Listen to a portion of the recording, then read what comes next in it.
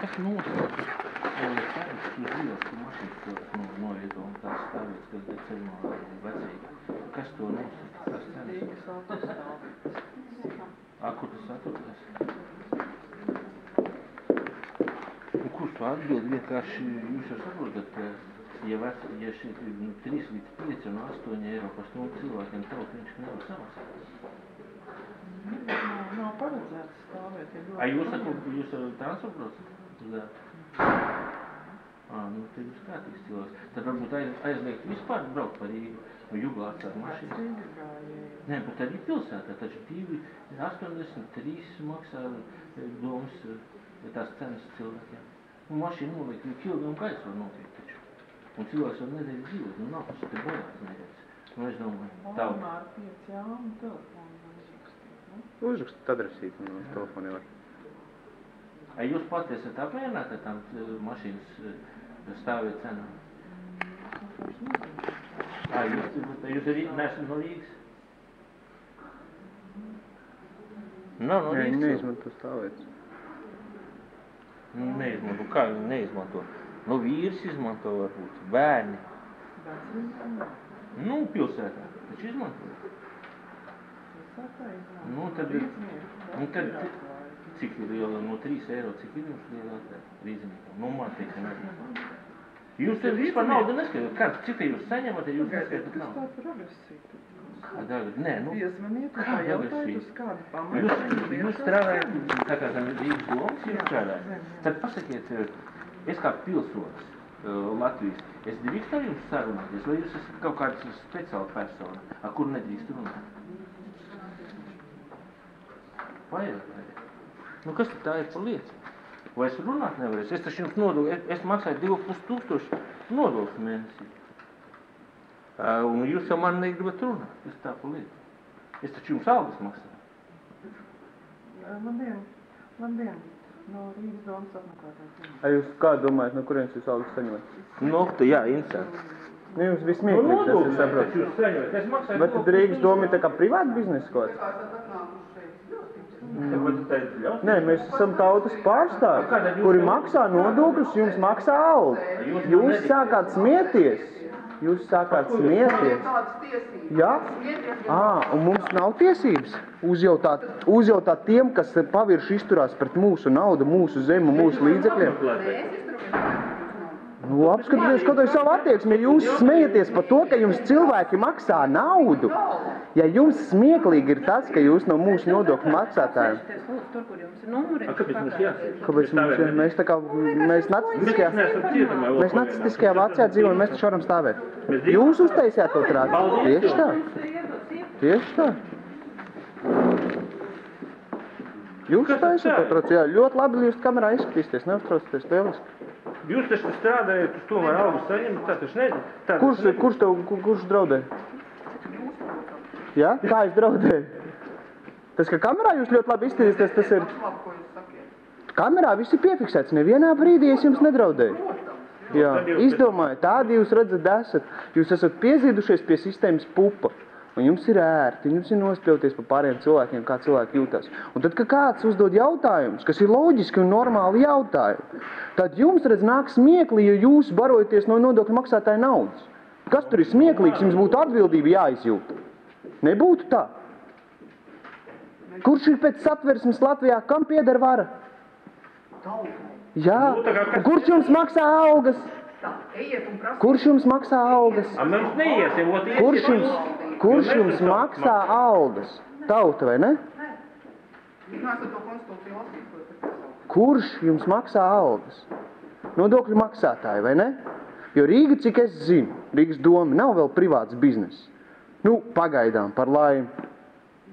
Lai gan daudzi, kā pēc jums redzams, uzskata to kā tādu privātu bodītu. Kāpēc to jums bija smiekli par to, ka tauta jums maksā algu caur nodokļiem? Jūs kaut ko radat, jūs ražojat kaut ko. Jūs tikai cilvēkus apliekat ar regulām un nodzogat viņiem naudu. Viņi nav vainīgi tur nekur. Nē, viņiem tas liekas smieklīgi. Viņi jūtās pārliecināti par savu vietu. Jā. Lai nebūtu tik pārliecināti. Ja Eiroskeptiķi tiks pie varas, jūs varat uzreiz būt droši, ka pusi no jums tiks atlaist. Tāpēc, ka tad galīgi neliederīgi Cilvēki nav asi sēž un pat runāt negrib. Sēž kāds savā vietā, spēlīt, reku internetu. Un smieklīgi ir, kad pa nodokļiem izstāst, kad redz viņi saņem no nodokļu maksātājiem naudu. Es, protams, saprotu, es ļoti smieklīgi, tad, ka var forši barot savu ģimeni uz tautas rēķinu. Nu kā, savu un visu, viens draugs sēž. Ausis, nevienu cilvēku taču nav, un runāt pat negrib. Pa ko viņi te sēž, apsit, cik kabineti? Paņem, to taču vajag visu piefiksēt. Kaut ko gribējāt? Jā, viņš faktē. Kāds ir jūsu pienākums? Jā, kāds ir jums pienākums? Intereses pēc. Nu, mēs gribētu zināt. Jā, ko jūs šeit darat? Pašvaldības policija nodrošina sabiedrisko kārtību. Nu, tagad ir redz, lieliski. Es pagaidām viss kārtība. Nu, kas tur būs? Nebūs. Tā mēs nedabūsim uzzināt. Jūs jau teicāt, lai mēs nākam šeit uzzināt. Jā. Nu, tur varbūt ir kāds no vadības, no domas, tur, kur jūs stāvējāt aiz tām restēm. Kurš var mums atbildēt? Atbildēt. Nu, ja šeit darbinieki nezin, tad lūdzu. Mēs iesim uz turien. Pagaidiet. Ko mums gaidīt? Mēs iesim uz tagad viņi tur nav, viņš nevarēs izskast to. Pagaidām. Jums atbildīt. Mēs vēl gaidām, pagaidīsim. Okay. Vienkārši dāmas ļoti satraucās, viņām bija ļoti smieklīgi, ka mēs pateicām, ka viņi strādā par cilvēku nodokļu maksātāju naudu, kas ir taisnīgi. Nu, jūs jau arī. Rīgas doma un... Nu, jā, es, piemēram, maksāju nodokļus. Vai tad Rīgas doma ir privāta organizācija? Es taču arī jums algām. Strādā spēļņu, taču ne. Apskaties, pat 3 izsaukt.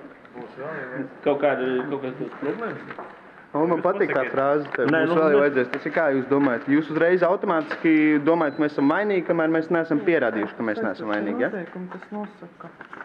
Ko? Pie kā griezties? Tā tas ir, mums nestrādās atvērs. Tad jūs nākat te ar tādu attieksmi, būs jau vajadzēs, ja? Nu tā jūs frāzes, tas ir kamerā viss redzams. Būs jau vajadzēs. Jūs nākat tā kā, jūs jābūt tā kā draugs.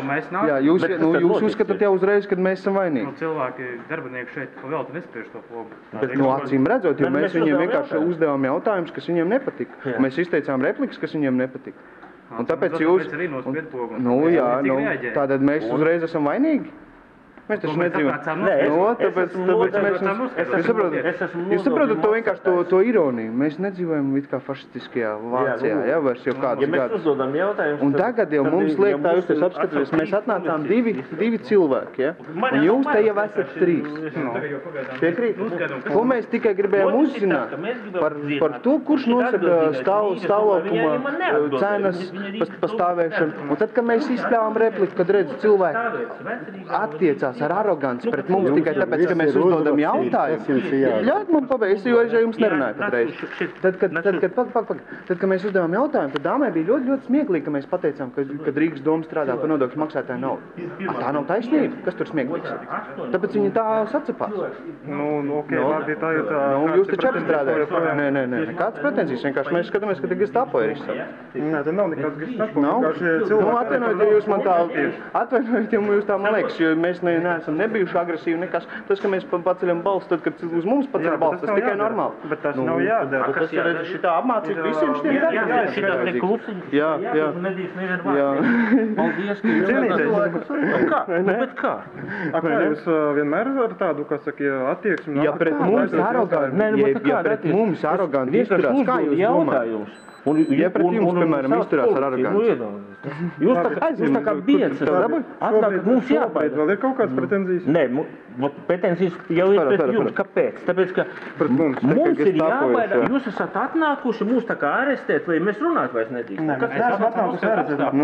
Bet 3 policisti.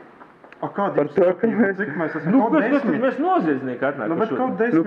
Kāpēc jūs uz ielām nedežūrējat? Jūs 3 gabali tagad reāli jūsu algas laiks iet uz to, lai te vienkārši komunicētu ar mums. Tur pastaties... Ejam, perfekt. Te būs devuši struns.